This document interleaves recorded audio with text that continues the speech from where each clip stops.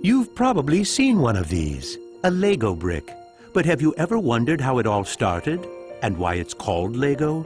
Actually, the name is much older than this plastic brick. Are you curious? Let me tell you how it all began.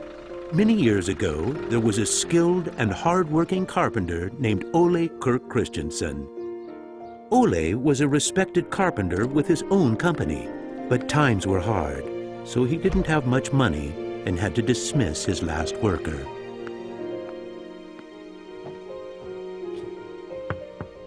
Come on in. I've closed down the workshop and packed my things. Thank you. I suppose I'd better write you a paycheck.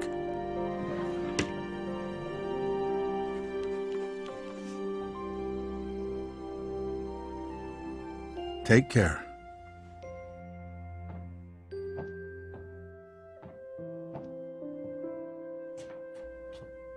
Well, that was the last one. I just didn't imagine that it would come to this. I know. It's hard to understand. But at least now it can't get much worse. But it did get worse. Shortly after, Ole lost his wife. But Ole was a special person. He wasn't the type that gave up.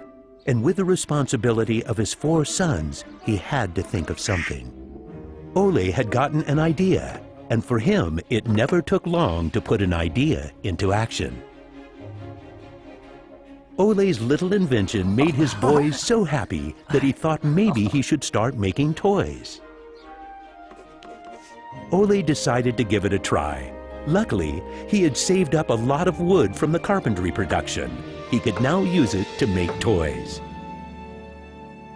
Time passed by, and even though Ole was a skilled carpenter and had a good eye for quality and detail, sales were very slow. Luckily, one of his sons, Gottfried, started helping out his dad after school.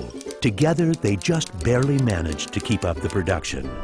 Eventually, word began to spread that wooden toys of the finest quality were being made in the little workshop in Billund. One day, a man drove into town, a man who would change Ole's future. He was a wholesaler from Fredericia. I've heard that you're making some very nice wooden toys. Well, one does his best. The wholesaler was very impressed with all the wooden toys and placed a big order before he left. Now there's finally someone who can see the opportunities in what we're doing. Look at this. The wholesaler wants to put a lot of our toys into his store for the holidays. It's going to be a good Christmas this year, but we'll be busy. Now there was a lot to do in the little workshop, and Ole could rehire his former workers. Ole only used the highest quality wood, which was hand-picked and very carefully prepared. They worked day and night to get the order finished, so the wholesaler could get the toys out in stores before Christmas. Is there something wrong, Dad? I'm afraid that we're in big trouble. In the middle of their work, Ole received a letter saying that the wholesaler had filed for bankruptcy and couldn't buy the toys that he had ordered. But what are you gonna do? What about Christmas? Now we can't even afford food? I'll do it. What are you gonna do, Dad? I'll do it myself. I'll drive around selling the toys. There was no time to lose. Ole packed the car with all the toys and drove off. Ole was a very good toy maker, but was not a very good salesman. He didn't like praising himself or talking about how carefully the toys had been made. But he had to keep trying if he was going to sell anything. This is going to be a blast. Is there anything you're interested in? It looks exciting, but I don't have a lot of money right now. Maybe we could trade and call it even. Well, I would prefer money, but... In the end, he succeeded in selling all the toys. He didn't receive as much money as he had hoped, but the family managed, and they had plenty of food for Christmas. Time passed by, but the toys didn't sell as quickly as they had expected. Ole thought perhaps the company needed a good name. What should it be? It has to be a short word. I want it to convey playing well. In Danish, playing well is called leg godt. What should it be? What should it be? Yeah, if only I could get some sort of a sign. Lego. As you can see, Ole himself ended up finding a very suitable name. But what he didn't know was that in Latin, the word Lego means I put together. The name Lego was well received, and the company slowly started to move forward. We have made 3,000 crowns this year, and we have more orders than usual. Did you say 3,000 crowns? Then you need to see what I've been looking at. Even though Gottfried wasn't comfortable spending money on a milling machine, he could see that it was useful and that the quality of the toys improved. Could you finish the last batch and get it ready for shipping? I will. Dad, I've saved a lot of money for the company today. Really? How? I figured we could save money in the lacquer, so I only coated the ducks twice instead of 3 times. You what? Unfortunately, Gottfried's idea didn't go over well with Ole. Ole made Gottfried unpack all the ducks himself, give them the last layer of lacquer, and bring them back to the train station. Ole believed in high quality and not cheating his customers. When Gottfried returned, Ole explained that that wasn't the way to create a good brand. This little lesson opened Gottfried's eyes to the fact that every detail matters, and only the best is good enough. In the late 1930s, Lego was making a profit. Even when the Second World War broke out, they tried to make the best out of a difficult time. It seemed nothing could go wrong. But a stormy night in 1942 changed their luck.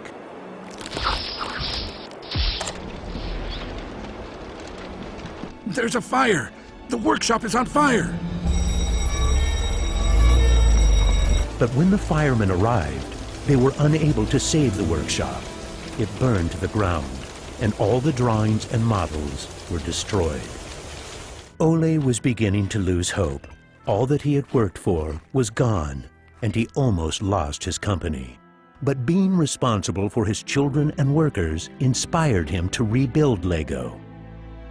A new factory was constructed. Soon the production of wooden toys started again. The little company fought its way back into the market. Gradually, the Lego factory began to run smoothly, and Ole started looking for new challenges. One day, he went to Copenhagen to look at a new machine that had just arrived in Denmark. It was a plastic molding machine, and Ole was very excited about it. Should we buy it? It sure is a good bargain, and it will give us a lot of opportunities. Well, it does sound interesting, but it is a lot of money. I'll take that as a yes. When the plastic molding machine finally arrived, Ole started making little plastic teddy bears and rattles.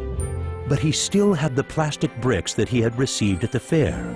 There was something about them that he couldn't stop thinking about. And even though no one else could see the potential in them, Ole decided to redesign and put them into production. But it was when Lego first launched the Gray Ferguson tractor that the plastic toys became a success. Unfortunately, the sales were dropping during the summer, and the company had too many toys in stock. This can't be right. Of course our products can be sold the whole year, not only for Christmas. Gottfried decided that he would go out and sell the toys himself. Gottfried brought his wife Edith as company and moral support.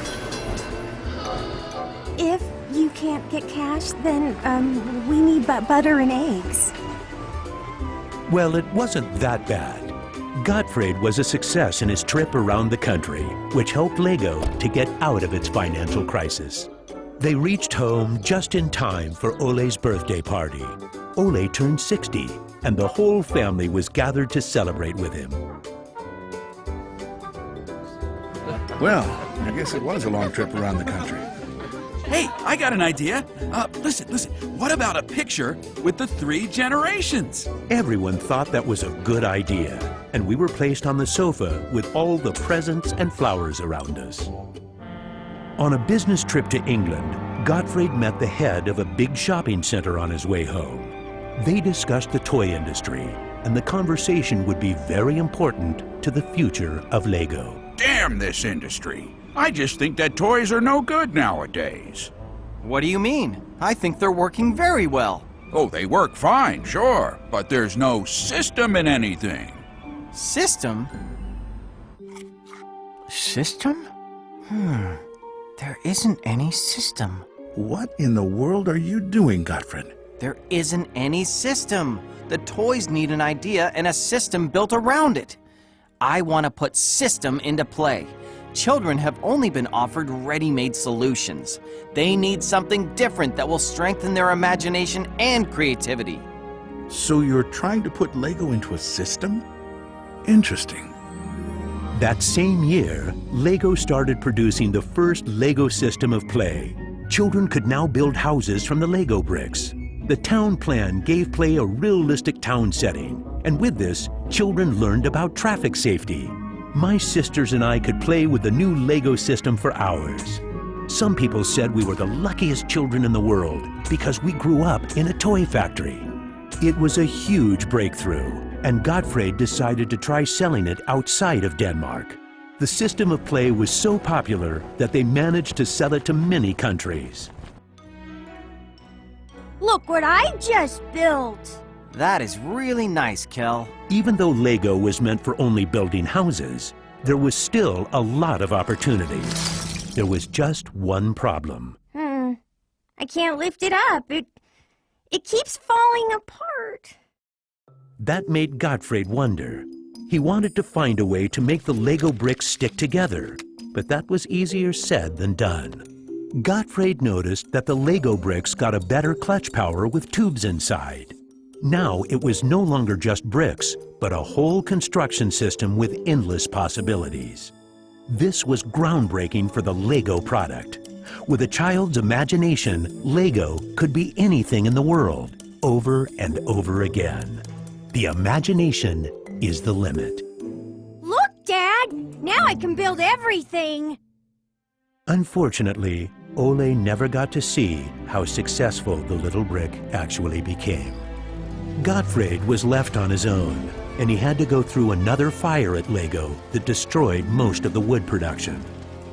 Just like his father, Gottfried knew that he had to try to get the best out of any situation and never give up. Gottfried took the hard times with his head held high. As sales grew, the company also got bigger. He had to think ahead, and he decided not to resume the production of wooden toys and to only focus on the Lego system. It turned out to be a great decision. Many new models were built, and Lego got stronger in the toy industry. Sir, which one of these do you think is the best? That one.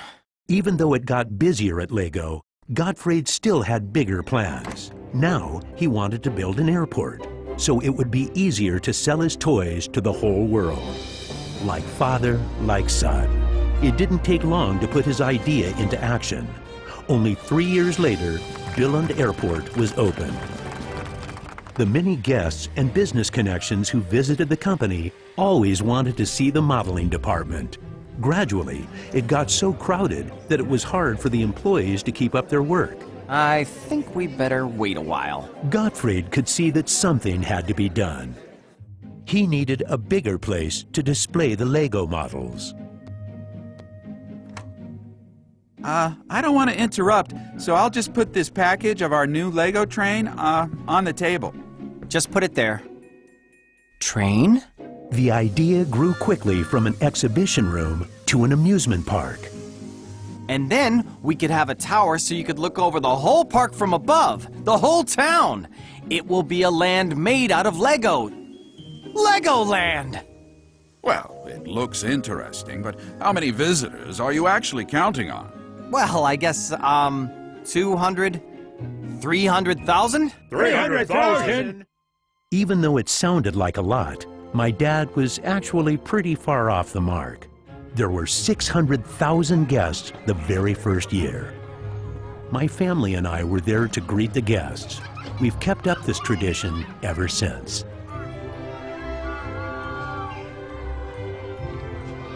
Now you know how it all began. Lego wouldn't be what it is today if it hadn't been for my grandfather's sense of quality and search for perfection. My father firmly believed in the endless possibilities of the Lego system. I seek to take the Lego idea even further, encouraging children to explore, experience, and express their own world, a world without limits. And we are still convinced that only the best is good enough, because children deserve the best.